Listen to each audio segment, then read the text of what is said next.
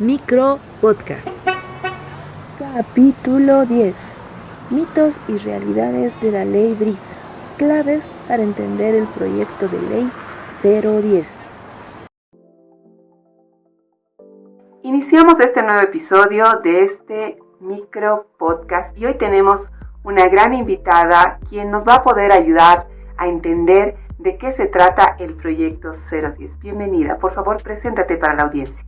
Hola, qué gusto saludarles a todas, todos. Mi nombre es María Esther y estoy acá pues para compartir lo que conozco del proyecto de ley y que juntas podamos absolver todas aquellas dudas que están aquí creando mucha desinformación.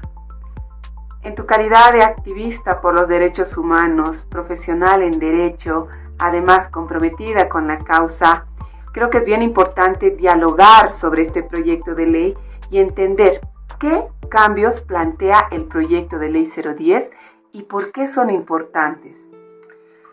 Pues sí, me considero una activista en derechos humanos y pues durante los últimos años he estado trabajando en aspectos de abogacía o en campañas de abogacía para que podamos luchar contra la violencia sexual, tanto contra las mujeres o en los casos en los que este tipo de violencia afecta pues a niños, niñas y adolescentes. Así que pues muy gustosa de estar acá y mira, el proyecto de ley 010 tiene un nombre bien largo, ¿no? Pero yo sé que en las redes sociales le conocen como Ley Brisa.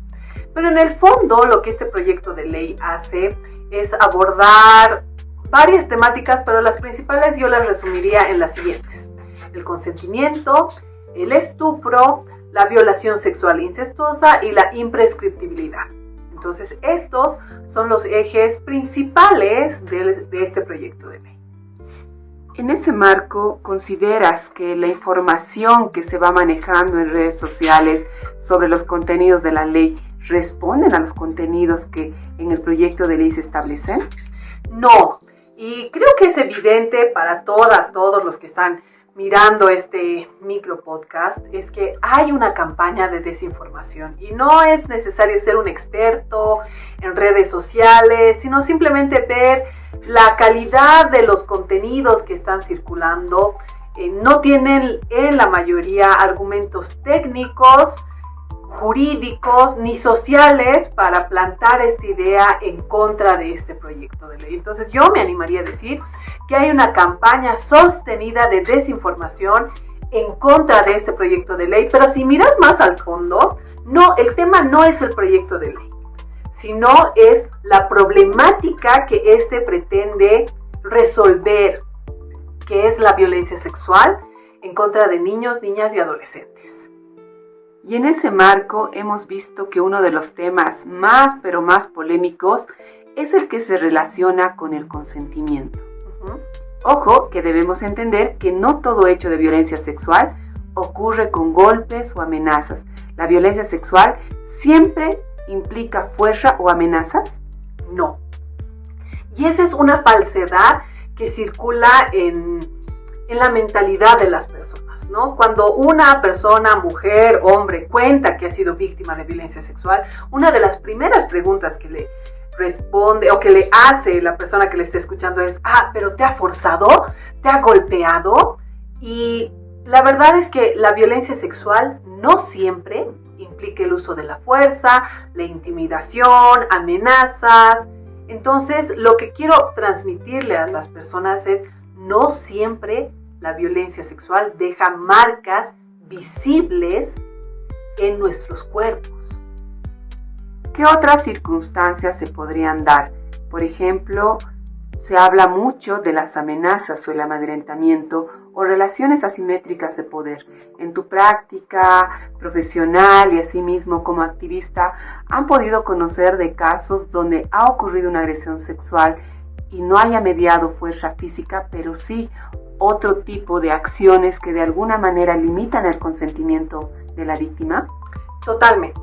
Uno de los elementos característicos de la violencia sexual, en especial cuando hablamos de adolescentes, es la manipulación, esta forma de envolver a la otra persona con quien se quiere tener el acto sexual. Esto quiere decir que yo me valgo de circunstancias para lograr mi cometido, mi objetivo. Digamos, un ejemplo que puedo citar es en un entorno educativo. Un profesor, una profesora, valiéndose de esta investidura, de este cargo que ostenta, pues empieza a mantener contacto con uno de sus alumnos, ¿no? Hablemos de un adolescente mujer, varón de 14 años, en el que le empieza primero a elogiar su ropa, puede ser su facha, decirle, ay, qué bonito, este gorrito, ¿dónde te has comprado? Y empieza a generar esta confianza. ¿Con qué? Con el objetivo de tener una relación sexual con este o esta menor de edad. ¿Dónde se ve esto que tanto la gente habla y dice, pero qué asimetría de poder? ¿Qué es eso? La asimetría de poder es este desbalance en una interacción. En el ejemplo que te acabo de citar, cuando hablamos de un profesor, el profesor no está al mismo nivel que los alumnos. El profesor o la profesora representa una figura de autoridad. Por lo tanto, en este balance de relaciones, la balanza se inclina en contra del estudiante porque el profesor, la profesora, tiene una autoridad. En otras palabras, tiene poder.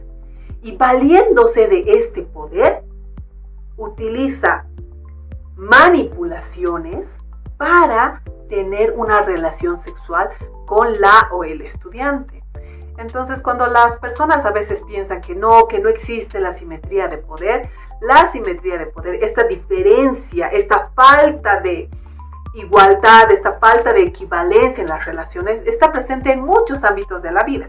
Pero en este caso, específicamente cuando hablamos de violencia sexual y con el ejemplo que te acabo de compartir, es evidente que un profesor o profesora pues no está en el mismo nivel que está un estudiante. Y ahí es más que evidente esta famosa y tan cuestionada asimetría de poder. También se plantea en el proyecto de ley 010, por ejemplo, que esta asimetría podría también asemejarse a situaciones religiosas. Por ejemplo, el poder que ejerce un pastor o un padre, un párroco, un cura, en relación a sus feligreses y otras formas de relaciones donde hay una jerarquía y por ende también hay posibilidades de manipular a una niña, niño, adolescente. Mira, en redes sociales se ha visto mucho que la gente hasta el día de hoy no entiende qué es consentimiento, ¿no? Incluso este planteamiento de, cualquier rato, entonces si te dice que no después, pero primero te ha dicho que sí, entonces no es pues consentimiento, ¿no? Y para que la audiencia nos entienda, ¿qué podemos entender por consentimiento, no solamente en el marco del proyecto 010, sino también según estándares internacionales? Bien, gracias por tu pregunta. Mira, el tema del consentimiento, me doy cuenta que es un concepto bien difícil de entender en general en el mundo y en nuestra sociedad también, ¿no? Obviamente no somos la excepción. El consentimiento es esta habilidad, esta capacidad de poder decir sí y no ante ciertas circunstancias. Ahorita vamos a empezar con una definición más general. Desde que somos niños, niñas, no estamos acostumbrados a dar nuestro consentimiento, porque muchas veces se toman decisiones sobre nosotros sin que podamos tener la opción y a veces la capacidad de poder decir si queremos o no queremos. Entonces, tomando esto como antecedente, hay que tener presente que no siempre sabemos decir no. Muchas veces cuando estamos con las amigas y todas quieren comer, digamos, salchipapas, hamburguesas, y justo yo no quiero o no puedo porque estoy enferma, a veces por esta mini presión social, porque no es que nuestras amigas no quieren hacernos daño, quieren que nos haga mal la comida, sino simplemente es una dinámica grupal donde se manifiestan, se evidencian estas presiones. Uno puede decir, ya, comeremos, pese a que nos puede hacer daño, pese a que tal vez no queríamos comer eso. Entonces, mira, con un ejemplo tan sencillo podemos evidenciar que no es fácil decir no. Y tampoco es fácil decir sí. Aunque parezca hasta contradictorio, no estamos acostumbrados a expresar nuestra voluntad a viva voz, decir sí quiero, no quiero, y sin tener que justificarnos. Entonces, cuando hablamos de violencia sexual, tenemos que tener claridad sobre que el consentimiento es una decisión libre y voluntaria de participar en un acto sexual. Por eso se habla de una idea bien sencilla. Solo sí es sí. Pero, ¿esto qué significa en la realidad? ¿O cómo podemos transmitirlo o traducirlo a nuestro diario vivir? Por si acaso, y antes de que alguien se quiera rayar ahí en los comentarios de que las mujeres se hacen la burla, o estás de acuerdo con que las mujeres se hacen la burla, algo que tenemos que tener claridad es que el acto sexual no es un contrato. Por lo tanto, no aplican esas reglas. Cuando hablamos del consentimiento, decimos que este tiene que ser dado de manera voluntaria y libre. Entonces, significa que tiene que haber una decisión real, libre y consciente por parte de la otra persona que va a participar del acto sexual. Es decir, que para que haya un consentimiento válido, tienen que cumplirse ciertas condiciones. La primera es que la persona que va a participar del acto sexual tiene que tener la capacidad de comprender este acto sexual al que se va a involucrar.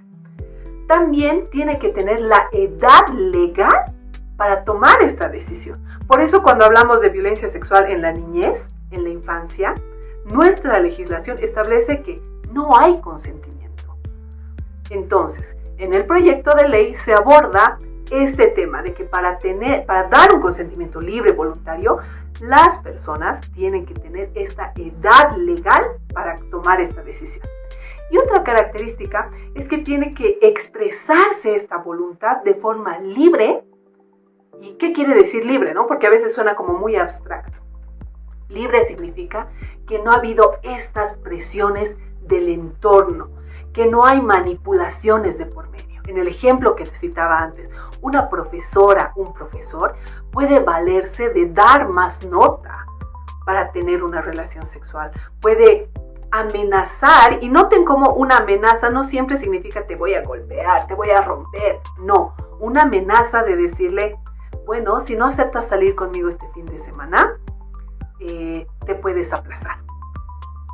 Y este tipo de amenazas, que aparentemente podrían ser como sin violencia física, inciden en nuestra habilidad, nuestra capacidad de dar este consentimiento de forma libre y voluntaria. Entonces, para que nuestra audiencia pueda comprender un poquito más, así está configurado el consentimiento en el proyecto de ley, ¿no? Tienes que tener esta capacidad, tener la edad legal y tercero, que no haya presiones del entorno ni manipulaciones que te impidan manifestar verdaderamente ese consentimiento. Has mencionado un punto que es muy importante, ¿no? O sea, cómo debemos entender el consentimiento. Precisamente estar en estado de ebriedad, estar bajo amenaza, coacción, bajo ninguna circunstancia se puede entender que es consentimiento, pero asimismo el Código Penal vigente boliviano ya establece que el consentimiento es también parte del tipo penal de violación. Entonces, ¿qué es lo que hace el proyecto de ley 010? Si ya el delito de violación te establece el consentimiento como parte constitutiva del tipo penal. Esa es una buena pregunta. Mira, muchas personas deben estar diciendo, pero si ya hay el consentimiento, ¿para qué se necesita más? Si vos lees lo que dice textualmente el consentimiento, este artículo de violación, que es el 308 del Código Penal, y vos buscas en el Código Penal, no hay una definición propia de qué se entiende sobre este consentimiento. Y lo que el proyecto de ley pretende es establecer una definición tanto para que los investigadores de la FELC-CB, el personal de la Fiscalía y los juzgadores puedan realizar todas sus actuaciones en base a esta definición. Y lo que te comentaba son estas tres características. Vos mencionabas que cuando una persona está en estado de ebriedad o está bajo la influencia de narcóticos, drogas, no puede consentir. Y ahí está una de las circunstancias que yo les decía. Hay que tener la capacidad de comprender el acto sexual. Una persona que está drogada, que está ebria, evidentemente no va a poder comprender lo que implica ser partícipe de un acto sexual.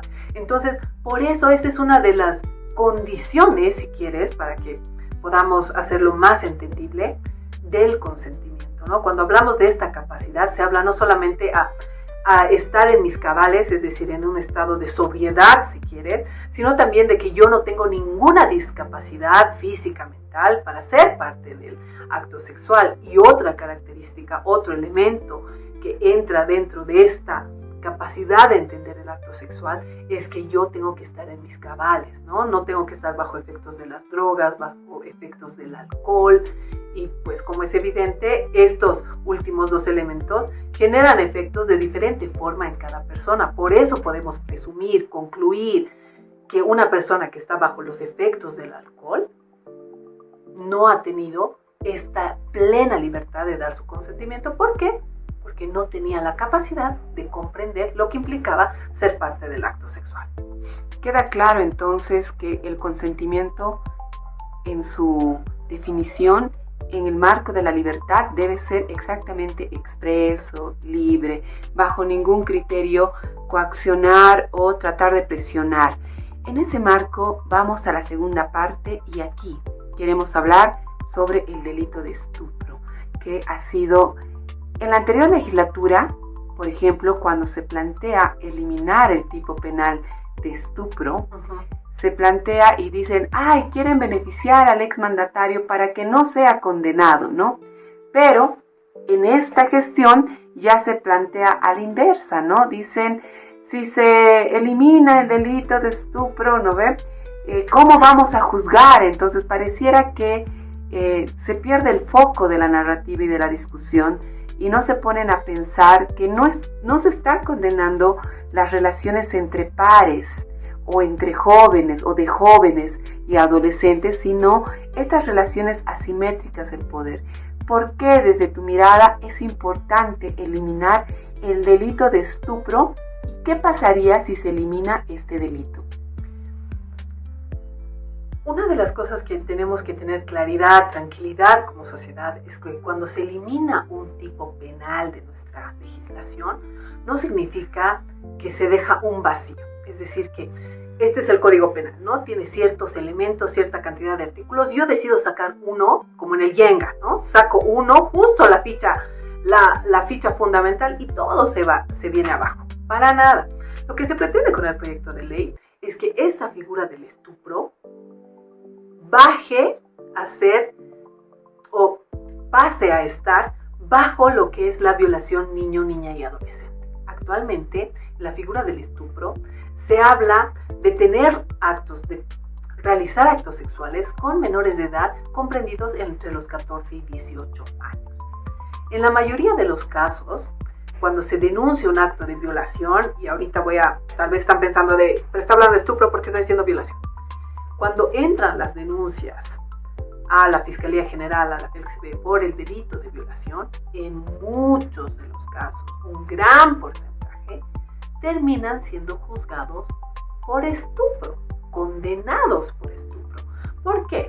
Porque este hermoso principio de la presunción de inocencia dice que hasta el final de un juicio las personas no pueden ser tratadas como culpables de esto que se les acusa, ¿no? Entonces quiere decir que si yo inicio mi investigación, inicio mi proceso, mi juicio por el delito de violación, este es simplemente una etiqueta, pero lo que se está investigando son los hechos. Y si en los hechos el juez considera que hay otro tipo penal que se adecúa mejor a los hechos, puede emitir su juicio, su sentencia sobre este otro tipo penal. Entonces, cuando muchos de los casos de violencia sexual ingresan al sistema por el delito de violación y terminan siendo estupro, es una atribución que tiene el juez. Pero lo que la evidencia, tanto en la investigación, en la revisión de los casos, nos muestra, es que no se ha valorado estas condiciones de asimetría de poder, las características que tiene que haber del consentimiento, porque las adolescentes definitivamente cuando están frente a una relación asimétrica, no están habilitadas para poder dar este consentimiento de manera libre y voluntaria. Entonces, ¿por qué es importante eliminar el estupro? Porque impulsa esta cultura de impunidad. Muchas veces los denunciados, para no obtener una sentencia alta, esgrimen en sus defensas o en sus argumentos para defenderse, refieren que la adolescente consintió el acto sexual, que ella quería, ella me buscaba, ella me llamaba, ella me provocaba con su forma de vestir, cuando en realidad tendríamos que estar enfocándonos en por qué un adulto quiere tener relaciones sexuales con una menor de edad. Y separemos aquí las cosas, porque las relaciones de adolescentes son un tema, se respeta su autonomía progresiva, pero estamos hablando de adultos que representa en este ejemplo que les decía sobre las relaciones de poder, una asimetría, ¿no? Hablamos de un profesor, una profesora que quiere tener actos sexuales con sus alumnos, un docente universitario que pretende tener relaciones sexuales con una alumna. ¿Cuántas jóvenes a los 16 años hemos ingresado a la universidad y hemos recibido proposiciones de parte de los docentes? Ahí nuevamente podemos evidenciar esta figura de la famosa y tan en muchos espacios detestada asimetría de poder. Entonces, la idea de eliminar el estupro viene también de este otro fundamento, ¿no? De que muchos de los casos que deben ser investigados por violación terminan siendo juzgados como estupro bajo el argumento de que la adolescente quería, la adolescente provocaba, el adolescente buscaba tener y ser partícipe de este acto sexual. Pero cuando miramos los estándares internacionales con la lupa del consentimiento, podemos evidenciar que estos jóvenes, jovencitos, adolescentes, no están en la edad legal para consentir un acto sexual. Entonces, lo que pretende el proyecto de ley es que este hecho que está siendo juzgado bajo la figura del estupro pueda pasar a la protección de lo que está descrito en el 308 bis, que es el delito de violación niño, niña y adolescente. Entonces damos el mismo tratamiento, el mismo estándar de investigación a un mismo acto. El estupro es una forma de violación encubierta. Seguramente con otras especialistas que han sido entrevistadas han debido abordar de dónde viene el famoso estupro, qué es lo que se pretendía proteger cuando se concibió esta figura legal. Si ustedes revisan, van a evidenciar que no era un tema de castigar al adolescente, o más bien era proteger al agresor, porque era un tema de honor, ¿no? Entonces esta es una figura que durante el tiempo ha ido mutando, respondiendo a ciertas necesidades sociales, pero que en el fondo lo que hace es fomentar esta cultura de impunidad, porque los agresores se valen de, ya me han denunciado por violación, entonces puedo esgrimir en mis argumentos de defensa de que el adolescente consintió, que ella quería, que él me buscaba, le gustaba incluso, ¿no? Como si estos argumentos fueran suficientes para eliminar o vendarnos ante esta asimetría de poder en la que estamos. Y ya para ir cerrando, hay una narrativa que se maneja de manera constante que es una ley antihombres, ¿no? Que esta ley va a afectar a los hombres. ¿El proyecto de ley solamente aplica para hombres agresores? ¿Qué es lo que dice el proyecto de ley en relación a los hombres? ¿Hace un énfasis en ellos o en qué hace énfasis la propuesta legislativa? Es una pena que se haya implantado esta idea en la sociedad, ¿no? Decir que la ley quiere ir tras los hombres o capturar a los hombres es una falsedad, y yo le invitaría a las personas que están mirando este episodio a que formen su propia opinión. Lo primero que tienen que hacer es leer el contenido del proyecto de ley.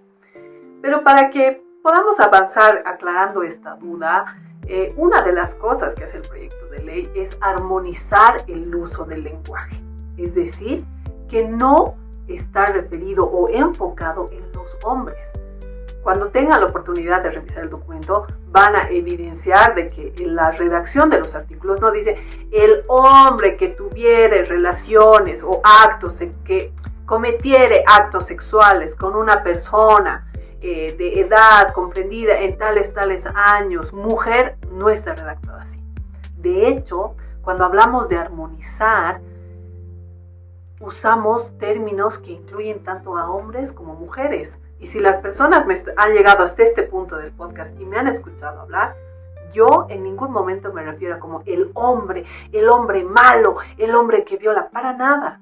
Porque dentro de los actos de violencia sexual, los hechos de violencia sexual contra niños, niñas y adolescentes, tenemos la certeza de que tanto hombres como mujeres pueden ser los autores de estos delitos.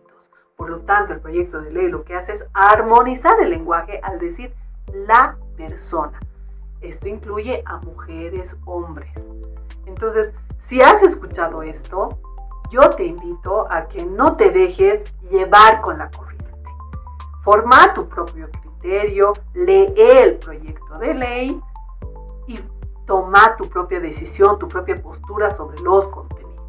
Lo que yo acabo de contarles tiene su respaldo técnico, tiene su respaldo legal, su respaldo en evidencias estadísticas, pero si aún así no te convence, no te dejes llevar. Forma tu propia opinión, accediendo a los documentos que ahorita están en el internet sobre lo que es el consentimiento, las relaciones asimétricas, por qué el estupro tiene que desaparecer. Entonces no me creas a mí, pero tampoco le creas a las otras personas que están llenando la cabeza de toda nuestra sociedad e implantando ideas que son falsas. Yo creo que es importante que nosotros formemos nuestra propia opinión. Y nuevamente quiero decirlo, este no es un proyecto en contra de los hombres, ¿ya? Tranquilícense. Este es un proyecto de ley para buscar justicia para las niñas, niños y adolescentes sobrevivientes de violencia sexual. Sea el agresor o la agresora, hombre o mujer. Eso nada tiene que ver. El enfoque está en proteger a los niños, niñas y adolescentes. Entonces no se dejen engañar. Muchas gracias, María Esther. Creo que vamos a cerrar esta parte del episodio de Micropodcast indicando que el consentimiento tiene que ser en todo momento libre, informado, previo. Creo que otro tema que nos has dicho es muy bien que el estupro actualmente está beneficiando a agresores sexuales quienes utilizan este tipo penal para aminorar la responsabilidad e incluso responsabilizar a las víctimas de su propio accionar. Y por último, también indicar que el proyecto de ley contempla a hombres y mujeres como víctimas, pero también como posibles personas agresoras. Así es. Y con eso nos despedimos, nos vemos en el siguiente episodio. Gracias. Un gusto, gracias. Micropodcast.